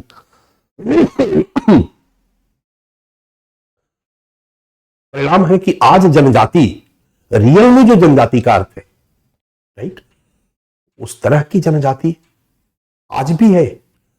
लेकिन भारत के संविधान में बहुत से ऐसे समुदायों को जनजाति के रूप में चिन्हित किया जा चुका है जो आज के डेट में हम लोगों की तरह काफी विकसित अवस्था में है। उनको जनजाति कहने का कहीं कोई तर्क समझ में नहीं आता है, बट शेड्यूल्ड है वो ट्राइब्स के रूप में, बट काफी विकसित हो चुके हैं। क्योंकि हमारे कॉन्स्टिट्यूशन में जनजाति का कोई परिभाषा नहीं। हमारा कॉन्स्टिट्यूशन कहता है कि किसी भी जाति को, जनजाति समुदाय को, उसके किसी भाग को, समूह को अगर भारत का राष्ट्रपति आर्टिकल 342 के तहत शेड्यूल्ड कर देता है as a tribe, is called scheduled tribe, वही जनजाति होगा। और वो जनजाति होगा का मतलब हुआ कि फिर वो अब पिछड़ा समुदाय माना जाएगा। जैसे ही आपकी जाति का नाम ट्राइब्स में आ गया तो पिछड़ा समुदाय माना जाएगा। इसलिए आपने देखा होगा कुछ वर्ष पहले राजस्थान में एक समुदाय है गुर्जर, और गुर्जरों ने सरकार से मांग की कि हमें भी शेड्यूल्ड ट्राइब के अंतर्गत रखा जाए। जैसे ही गुर्जर समुदाय ने शेड्यूल्ड ट्राइब के अंतर्गत शामिल करने और आरक्षण देने की मांग को लेकर एक जन आंदोलन छिड़ा, तो ऑलरेडी राजस्थान में एक जनजाति समुदाय है जिसको हम कहते हैं मीना। मीना समुदाय के लोग सड़क पर उतर आए क्योंकि उनको लगा कि अगर मान लीजिए कि राजस्थान गवर्नमेंट के जॉब में जनजाति के लिए 100 सीट रिजर्व है, तो 100 सीट को एंजॉय कौन कर रहा? मीना समुदाय के लोग। और गुर्जर वहां पर एक बहुत मजबूत स्थिति में है। अगर गुर्जर को भी जनजाति मान लिया जाएगा तो 100 सीट में 50, 60, 70 सीट गुर्जर लेके चले जाएंगे, तो मीना को मिलेगा ही नहीं। कहीं ना कहीं देखो, हितों का टकराव जैसे ही दिखाई दिया, मीना सड़क पर आ गए। सरकार के लिए एक कठिन दौर आया और फाइनली सरकार ने गुर्जरों को आरक्षण दिया, लेकिन उनको एसटी के अंतर्गत नहीं देकर के एक अलग कैटेगरी में दे दिया। तो हर जगह भारत में लोगों द्वारा आज भी अपने को शेड्यूल ट्राइब के रूप में शामिल करने के लिए मांग उठती रही है और इस पर भी पॉलिटिक्स होती रही। कारण हमारे कॉन्स्टिट्यूशन में ट्राइबल का कोई परिभाषा नहीं है। भारत का राष्ट्रपति जिसको भी हमारे संविधान के अनुच्छेद 342 के तहत ट्राइबल कम्युनिटी के रूप में, मतलब उद्विकास क्रम में सबसे पिछड़ा कम्युनिटी के रूप में शेड्यूल्ड कर दे, is called scheduled tribe, is called scheduled tribe. अब प्रश्न है कि क्या राष्ट्रपति ऐसे ही किसी को कर देगा? तो टेक्निकली अगर उत्तर चाहते हो तो उत्तर है कि हां कर देगा, क्योंकि राष्ट्रपति कोई अधिकार है। बट राष्ट्रपति किसी भी समुदाय को या समुदाय के किसी भाग को एज ए ट्राइब शेड्यूल्ड करने के लिए एक लोकुर कमेटी की सिफारिशों को फॉलो करता है, परोक्षतः, बाध्य नहीं है। इस संदर्भ में एक लोकुर कमेटी का गठन किया गया था बच्चा, और लोकुर कमेटी ने भारत में जनजाति कौन है इसकी आइडेंटिफाई करने के लिए कुछ सिम्टम्स बनाए थे। कौन ट्राइब्स है, ट्राइब्स किसको माना जाना चाहिए, किसको ट्राइब्स मान करके उनको शेड्यूल किया जाना चाहिए, इस संदर्भ में लोकुर समिति ने कुछ सिम्टम्स बनाए। सिम्टम्स नंबर 1, ये 5 सिम्टम्स हैं बच्चा। पहला है आदिम जातीय गुण, उस समुदाय को जिसमें कुछ प्रिमिटिव मानव के गुण इनहेरेंट है, क्वालिटी है, वो आधुनिक नहीं गुण है, वो आदिम जातीय गुण है। उसको किसी समुदाय को ट्राइब्स के रूप में शेड्यूल्ड करते समय इस लक्षण को ध्यान में रखा जाना चाहिए। दूसरा है अनूठी संस्कृति। अनूठी संस्कृति, उनकी एक अलग संस्कृति होती है, खान पान, पहनावा से लेकर शादी ब्याह के तरीके, गोल गधेड़ों, अरण विवाह, तमाम तरह की चीजें। ये हिंदू संस्कृति मुस्लिम संस्कृति से बिल्कुल अलग है, पश्चिमी संस्कृति से बिल्कुल अलग है। जो मूल भारतीय संस्कृति हिंदू धर्म के इर्द गिर्द संगठित है, उससे उनकी संस्कृति अलग है, अनूठी संस्कृति। ये बात अलग है कि बहुत सारी जनजातियां जंगलों में रहते थे, जंगल के बीचों बीच थे, जंगल के जो साइड में उसी जनजाति के लोग रहते थे, जंगल के बाहर में जो गांव थे हिंदुओं के, उनके साथ काफी इंटरेक्शन हुआ, जाति जनजाति के बीच संपर्क हुआ, तो बहुत सारे जाति के लक्षण भी जनजातियों ने अपना लिया। जाति के लक्षण भी जनजातियों ने अपना लिया, मतलब वो भी होली मनाने लगे, वो भी दिवाली मनाने लगे। इसलिए भारत के बहुत सारी जनजातीय समुदाय के लोग जो हैं वो हिंदुओं का त्योहार मनाते हैं। कालांतर में बहुत से लोगों को हिंदू धर्म में रिकॉग्नाइज कर लिया गया, तो लंबे समय से जुड़े हुए थे। कुछ लोग धर्मांतरण करके ईसाई बन गए।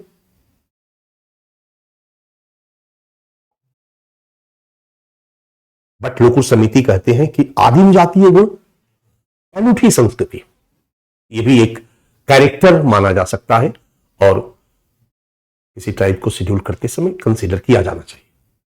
तीसरा है भौगोलिक अलगाव, पृथकता, मतलब वो मुख्य समाज से अलग हो, जंगलों में हो, पहाड़ों में हो, भौगोलिक पृथकता, अलग थलग रहते हैं। चौथा उन्होंने बताया आम लोगों से संपर्क करने से कतराना। वो आम लोगों से अपने को अलग मान रहे हो, अलग उनकी संस्कृति है, कपड़ा पहन रहे हैं, कम कपड़ा पहन रहे हैं, पत्ता पहन रहे हैं, जो भी कर रहे हैं, बट वो आम लोगों से संपर्क करने से कतराते हो। और पांचवा उन्होंने कहा पिछड़ापन, पिछड़ापन, वो पिछड़े हुए हो, एडवांस नहीं हो, विकसित नहीं हो। अगर ये पांचों लक्षण है तो उस समुदाय को जनजाति के रूप में कंसीडर किया जा सकता है, उस समुदाय को जनजाति के रूप में कंसीडर किया जा सकता है। क्लियर है बच्चा? यही है भारत में जनजाति का अर्थ एवं परिभाषा। भारत में जनजाति का अर्थ एवं परिभाषा, ठीक है। अंडरलाइन, बीच से नीचे की तरफ एरो दो, अंडरलाइन, बीच से नीचे की तरफ एरो दो और एरो देकर लिखो बच्चा, एरो देकर के लिखो।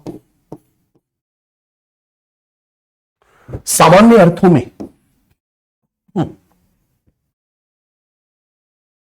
यही बात मैंने एक टॉपिक के रूप में पहले लिख लेते हैं, थोड़ा सा छोटा सा टॉपिक है अर्थ और परिभाषा पर। सामान्य अर्थों में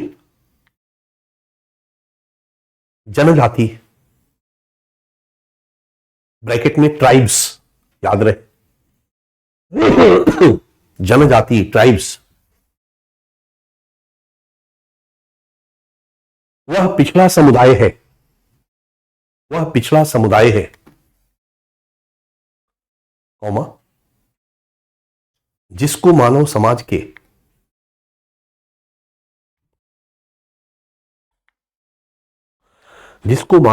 के उद्विकास क्रम में प्रारंभिक समूह माना जाता है। प्रारंभिक समूह माना जाता है, कौमा, जो प्रायः जंगलों और पहाड़ों में निवास करता है, जो प्रायः जंगलों और पहाड़ों में निवास करता है, कौमा, जिनका एक विशेष नाम, कौमा, धर्म, कौमा, संस्कृति एवं विशिष्टता होती है, विशिष्टता होती है, फुल स्टॉप, फुल स्टॉप, जैसे डैश, गारो, खासी, भील आदि।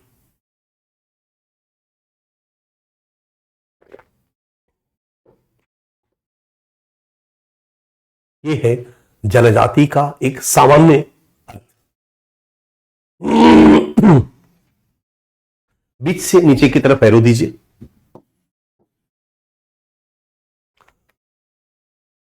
बीच से नीचे की तरफ एरो दे करके आपके सामने स्क्रीन पर लिखा हुआ है, लिखिए। भारतीय संविधान में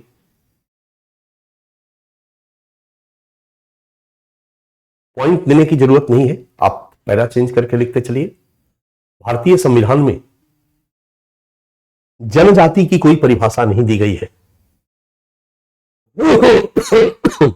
भारतीय संविधान में जनजाति की कोई परिभाषा नहीं दी गई है। फुल स्टॉप, ये सब की जरूरत नहीं है।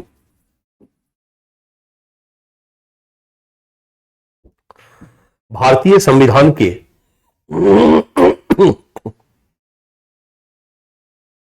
अनुच्छेद 366 366 ब्रैकेट में 25 ब्रैकेट बंद के अनुसार कोई जाति के अनुसार डैश इन्वर्टेड कॉमा में नीचे दे दीजिए, कोई जाति या जनजातीय समुदाय का कोई भाग, कोई जाति या जनजातीय समुदाय का कोई भाग या समूह या समूह कॉमा जिसे राष्ट्रपति अनुच्छेद 342 के तहत अनुसूचित करते हैं, अनुच्छेद 342 के तहत अनुसूचित करते हैं, कॉमा उन्हें अनुसूचित जनजाति, उन्हें अनुसूचित जनजाति शेड्यूल ट्राइब कहा जाएगा, उन्हें शेड्यूल ट्राइब कहा जाएगा। Inverted comma close, inverted comma close, उन्हें अनुसूचित जनजाति शेड्यूल ट्राइब कहा जाएगा। अब याद करो माइनॉरिटी का डिफिनीशन, अल्पसंख्यक समुदाय का भी हमारे संविधान में कोई डिफिनीशन नहीं है, कोई परिभाषा नहीं है। और राष्ट्रीय अल्पसंख्यक आयोग अधिनियम की धारा 2C के तहत अब वहां पर राष्ट्रपति को राइट नहीं दिया गया, वहां पर कह दिया गया कि जिसको सेंट्रल गवर्नमेंट अधिसूचना के द्वारा किसी को भी अल्पसंख्यक समुदाय के रूप में अधिसूचित कर सकती है, वहां राइट सेंट्रल गवर्नमेंट को दिया गया है। यहां पर हमारे राष्ट्रपति को अधिकार है 342 के तहत जिसे भी वो शेड्यूल्ड कर दे वो शेड्यूल्ड ट्राइब कहलाएगा। डन, बीच से नीचे की तरफ एरो, एरो दे दिए, नीचे लिखिए राष्ट्रपति, राष्ट्रपति किस आधार पर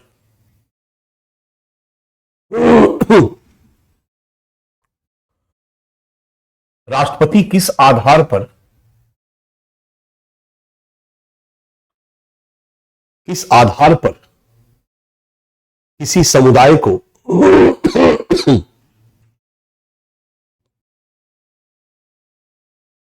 अनुसूचित जनजाति के रूप में अनुसूचित करेंगे,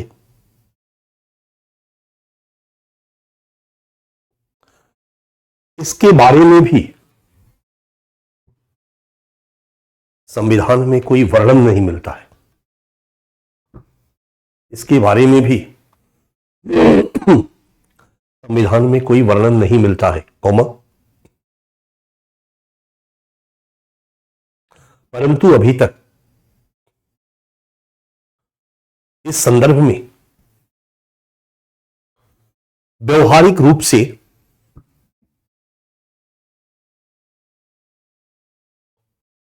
लोकूर समिति द्वारा निर्धारित मानदंडों को प्रयोग में लाया जाता है।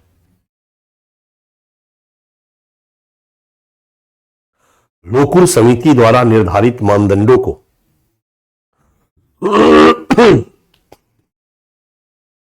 प्रयोग में लाया जाता है, सेमीकोलन, जो निम्न है, जो निम्न है, जो निम्न है।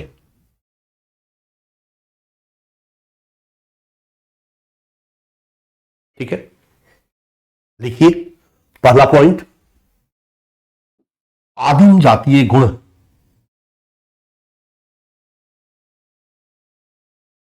दूसरा पॉइंट अनूठी संस्कृति, अनूठी संस्कृति। तीसरा पॉइंट,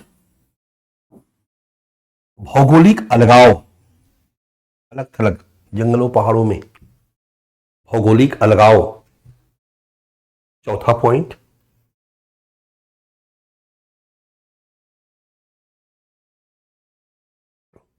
आम लोगों से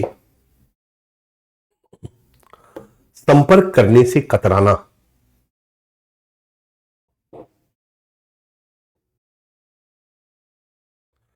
आम लोगों से संपर्क करने से कतराना। और पांचवा पॉइंट, पिछड़ापन। पांचवा पॉइंट, पिछड़ापन।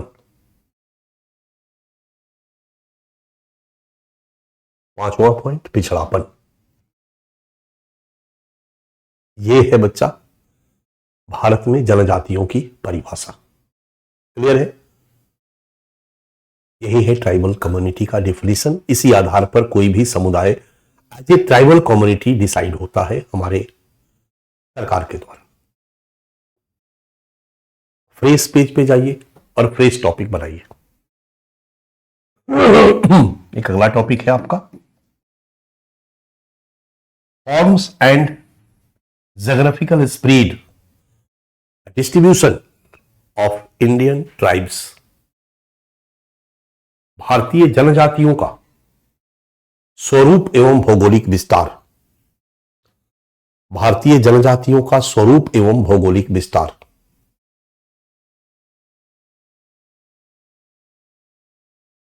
भारतीय जनजातियों का स्वरूप एवं भौगोलिक विस्तार।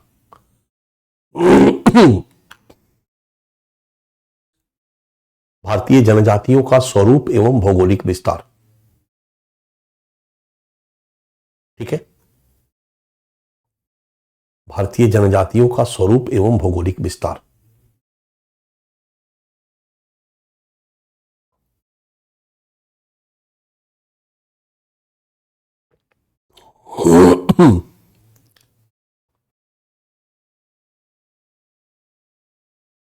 ये जो टॉपिक है हम लोगों का टॉपिक नहीं है जो हम लोग सामने लिखे हैं, लेकिन ट्राइबल कम्युनिटी जब हम लोग पढ़ रहे हैं तो उसके बारे में हमारे दिमाग में, आपके दिमाग में बिल्कुल एक तस्वीर, एक पिक्चर होना चाहिए। ये कहीं से भी हमारे सिलेबस में नहीं है, बट एक पिक्चर जरूरी है ताकि हम चीजों को समझें। और इस टॉपिक में बस हम ये देखने जा रहे हैं कि भारत में कितना प्रतिशत जनजाति समुदाय के लोग हैं, वो कैसे हैं, क्या है, और भारत के किन किन क्षेत्रों में फैले हुए हैं। फैक्चुअल इंफॉर्मेशन है और इसके लिए बहुत कुछ अलग से पढ़ने की हम लोगों को जरूरत नहीं है। और जब मैंने भारत में विविधता बताया था तो जनजातीय विविधता में भी थोड़ा बहुत मैंने ये बात आपको चर्चा करी थी। इसलिए आप इस टॉपिक को लिखने का जहमत नहीं उठाइए, आप नीचे लिखिए पीडीएफ नोट्स। अभी अभी मैंने आपको भेज दिया है तो आपको मिल गया होगा। जिन बच्चों ने यस लिखा है, पहला टॉपिक उस पीडीएफ नोट्स का यही है, right.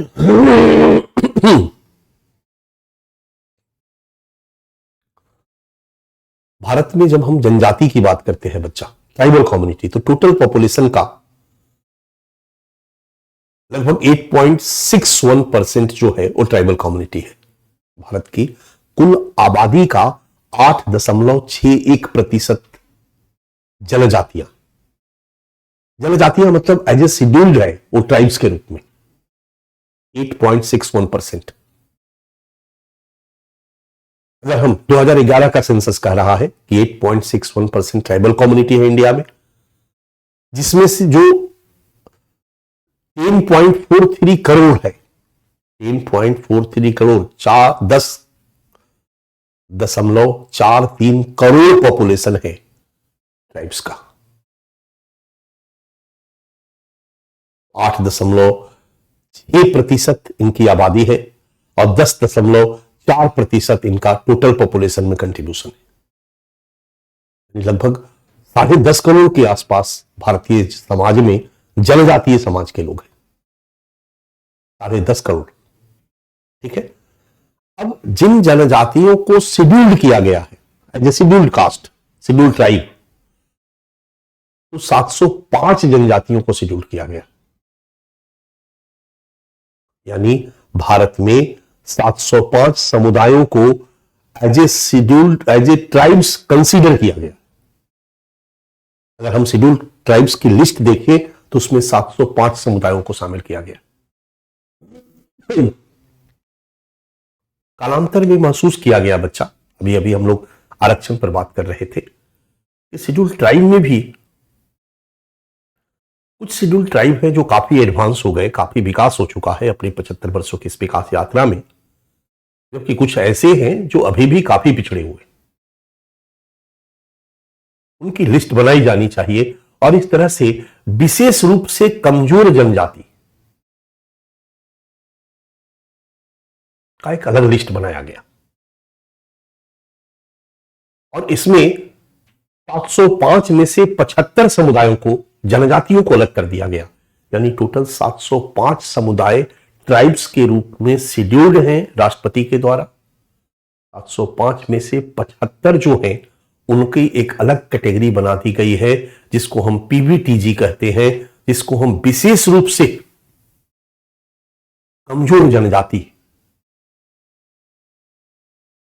Particularly vulnerable tribal group के नाम से जानते हैं, ताकि सरकार इनके विकास के लिए कुछ विशेष सोच सके, इनके विकास के लिए कुछ और सोच सके, इनके विकास के लिए अलग नीतियां बना सके। सरकार काफी हद तक पीछे की कमियों को दूर करने का प्रयास कर रही है और नीतियों के सामने क्या मुद्दे थे उसको पढ़ते समय हम लोगों ने पढ़ा था कि आजादी के बाद हम लोगों ने डेवलपमेंट पॉलिसी बनाते समय हमारी सरकार ने जनता की आवश्यकताओं को नहीं समझा, उनकी परिस्थितियों को नहीं समझा, बस एक स्वरूपीय, एक रूपीय नीति सबके लिए बना डाली। अब हम लोग अलग अलग समुदाय की कैटेगरी बना रहे हैं, इन सब चीजों की, उनकी परिस्थितियों को ध्यान में रखा जा रहा है। तो ये जो कैटेगरी अलग की गई, जो सबसे ज्यादा पिछड़े हैं, इसीलिए की गई, राइट। टोटल जो ट्राइबल कम्युनिटी है लगभग 10.5 करोड़ के आसपास, मैंने कहा 10.43 करोड़। इनमें से सबसे ज्यादा बच्चा 32.6%, सबसे ज्यादा हम नहीं कहेंगे बट 32.6% ईसाई है। ईसाई धर्म को फॉलो करते हैं, झारखंड में ईसाई है। और ये भी क्लियर रहे कि ये धर्मांतरित ईसाई है, क्योंकि जब ईसाई मिशनरियां इंडिया में प्रवेश करी तो उन्होंने जनजातियों को धर्मांतरण कराना शुरू किया और सबसे ज्यादा जनजातियां धर्मांतरित होकर के ईसाई बनी। झारखंड में भी ऐसे लोग हैं, छत्तीसगढ़ में भी ऐसे लोग हैं। सबसे ज्यादा इनकी संख्या कहां है? सबसे ज्यादा इनकी संख्या मिजोरम में है, मेघालय में है, नागालैंड में है। नागालैंड में लगभग 86% ये हैं जनजाति। मिजोरम में 94% के आसपास जनजाति समुदाय के लोग हैं। मेघालय में भी लगभग 86% के आसपास जनजातियां हैं, खारो, गारो, खासी, जयंतिया, पूरा का पूरा मेघालय जनजातीय समुदाय ही है, लगभग 86%। बाकी कुछ उसमें हिंदू प्रवेश कर गए हैं। मिजोरम पूरी तरह से पहाड़ और जंगल है और वहां पर 94% के आसपास जनजातीय समुदाय है। और ये जनजातीय समुदाय, मैंने पीछे भी चर्चा की थी कि जनजातीय समुदाय ईसाई धर्म में धर्मांतरित है, इसलिए नागालैंड के लगभग सभी जनजातियां ईसाई है, मिजोरम की सभी जनजातियां ईसाई है, मेघालय की सभी जनजातियां ईसाई है।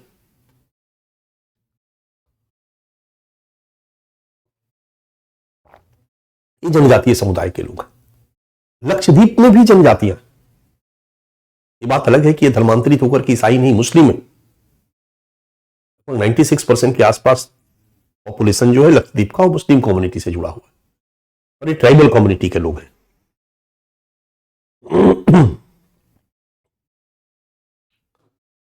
लगभग 94% ट्राइबल कम्युनिटी है लक्षद्वीप में, धर्म से वो मुस्लिम है।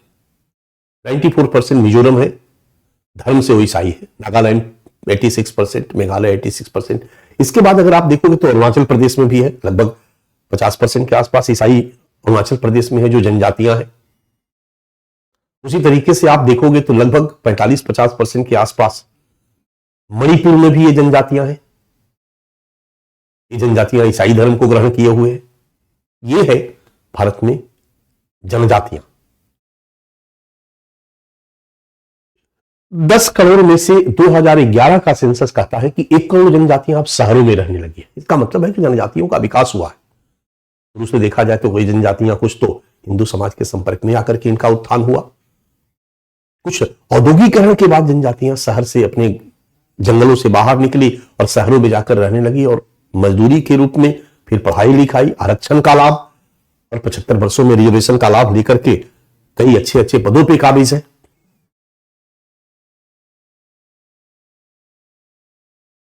लेकिन अभी भी ये पिछड़ा हुआ समुदाय है। हम नहीं कह सकते हैं कि काफी आगे हो चुका है। लगभग 50% लिटरेसी रेट है जनजातियों का। 50% लिटरेसी रेट बहुत अच्छा नहीं है, कम है। जहां ईसाई मिशनरियां ज्यादा रही वहां पर लिटरेसी रेट अच्छा रहा। मैंने पहले ही बताया था कि केरल में, पूरे भारत में सबसे ज्यादा लिटरेसी रेट केरल में है। केरल के बाद मिजोरम में, नागालैंड में भी लिटरेसी रेट अच्छा है, मेघालय में भी लिटरेसी रेट अच्छा है।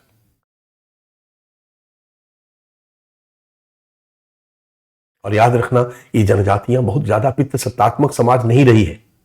इसलिए इंडियन सोसाइटी में मैंने लिंगानुपात पढ़ाया था तो आप लोगों को समझाया था, इनमें 990 लिंगानुपात है, याद होगा। जनजातियों में ये विश्व औसत है 990, राष्ट्रीय औसत था 943, याद होगा अगर पीछे की कहानी तो। 943:6 ratio in India according to census 2011।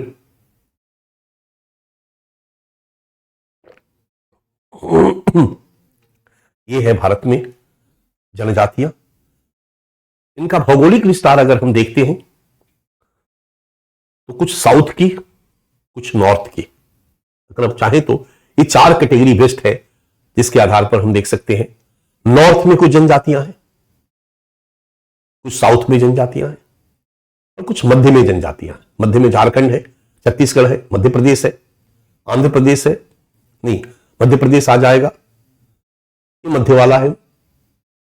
Orissa भी मध्य में आ जाएगा, बिहार झारखंड भी मध्य में आ जाएगा।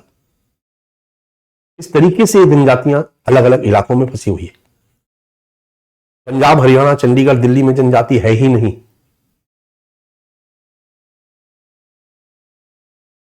इस तरीके से फैली हुई है।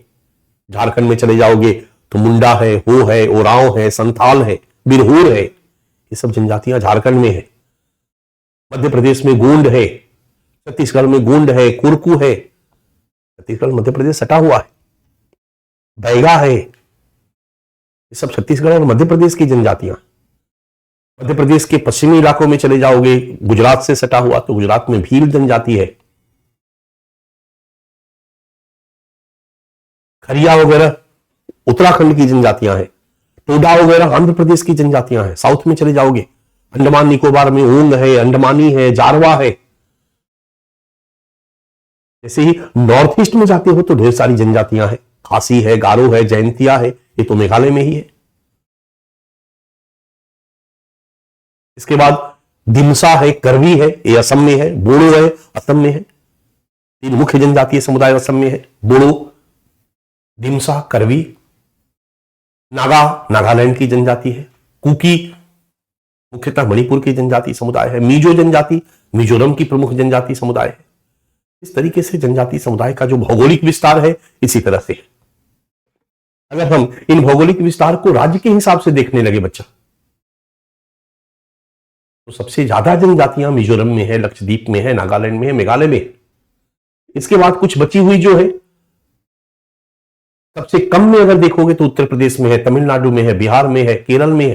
कम उत्तर प्रदेश में बहुत कम जनजाति है, तमिलनाडु में बहुत कम जनजाति है, बिहार में बहुत कम जनजाति है। बिहार से झारखंड चली गई। केरल में बहुत कम जनजाति है। पंजाब, हरियाणा, चंडीगढ़, दिल्ली में है ही नहीं।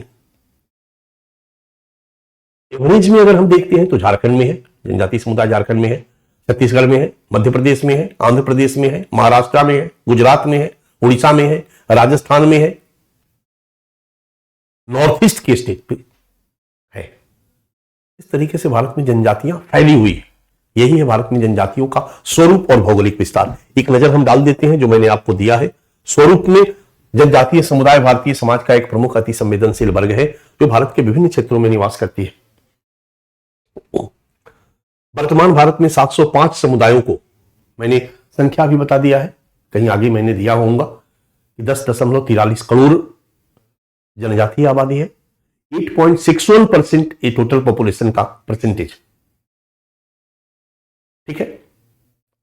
और टोटल 705 समुदायों को अनुसूचित जनजाति के रूप में अनुसूचित किया गया है, जिसमें से 75 को विशेष रूप से कमजोर जनजातियां पीबीटीजी बोला जाता है। भारतीय जनजातियों में 32.6% ईसाई है। 1 करोड़ जनजातियां शहरों में निवास करती है। जनजातीय समुदाय में साक्षरता दर 49.7% है और भारतीय जनजातियों में लिंगानुपात 990 तथा शिशु लिंगानुपात 957 है। एक परिचय आपको भारतीय जनजातियों का मिल गया। इसके बाद अगर हम देखें इनकी आबादी को, भौगोलिक विस्तार को, भारतीय जनजातियों की कुल जनसंख्या 10.43 करोड़ है, 8.61%, जिनमें से अधिकांश जनजातियां झारखंड, छत्तीसगढ़, मध्य प्रदेश, आंध्र प्रदेश, महाराष्ट्र, गुजरात, उड़ीसा, राजस्थान और उत्तर पूर्वी राज्यों में निवास करती है। इसके बाद सर्वाधिक राज्यवार जनजातियां अगर हम देखें तो लक्षद्वीप में 94.8%, राइट, लक्षद्वीप में 94.8%, मिजोरम में 94.4%, नागालैंड में 96.5%, मेघालय में 86.1% निवास करती है, ठीक है। इसके बाद सबसे कम अगर हम देखें तो उत्तर प्रदेश में 0.6% जनजाति है, तमिलनाडु में 1.1% जनजाति है, बिहार में 1.3% जनजाति है तथा केरल में मात्र 1.5% जनजातियां निवास करती है। पंजाब, हरियाणा, चंडीगढ़ और दिल्ली में किसी भी समुदाय को अभी तक ट्राइब्स के रूप में शेड्यूल्ड नहीं किया गया है, यानी हमारे राष्ट्रपति महोदय ने यहां पर किसी भी समुदाय को ट्राइब्स के रूप में शेड्यूल नहीं किया। यह है भारत में जनजातियों का स्वरूप और भौगोलिक विस्तार, कहां कहां ये लोग फैली हुई है। लास्ट में 4 लाइन में हम कंक्लूड दे देंगे कंक्लूजन कि अब ये तितर बितर भी हुई है, नगरों में भी आई है, एक राज्य से दूसरे राज्य में वो कमाने जा रही है। बहुत सारी झारखंड की जनजातियां दिल्ली में आ गई है कमाने के लिए, मुंबई चली गई है कमाने के लिए। तो जो इनका भौगोलिक विस्तार है, हम जानते तो हैं कि हो, संथाल, बिरहोर झारखंड की जनजातियां, लेकिन ये चारों तरफ अब फैल चुके। तो हम एक लाइन में ये कंक्लूजन दे दिए हैं, समकालीन भारत में औद्योगिकरण, नगरीकरण और स्थानीय गतिशीलता में, यातायात के साधनों के विकास आदि के कारण स्थानीय गतिशीलता में होने वाली वृद्धि ने जनजातियों के उपरोक्त भौगोलिक विस्तार को मिश्रित कर दिया है। फलतः ये सभी जनजातियां आज भारत के अन्य क्षेत्रों में भी दृष्टिगत होती है।